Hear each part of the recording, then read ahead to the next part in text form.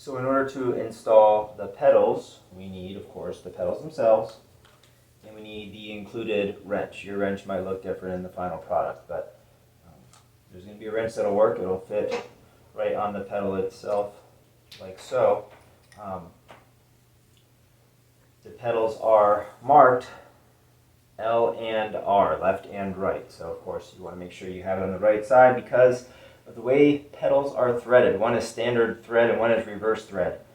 The important thing to remember is that you're always just tightening towards the front of the bike. So we're going to pop off this little sticker here,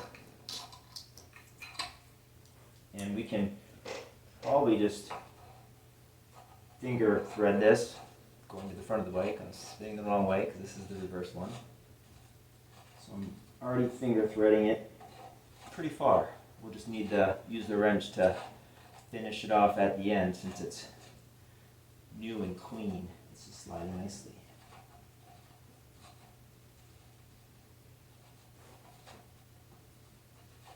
Almost there.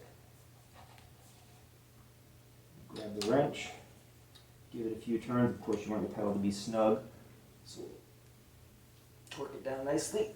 And that's one of two.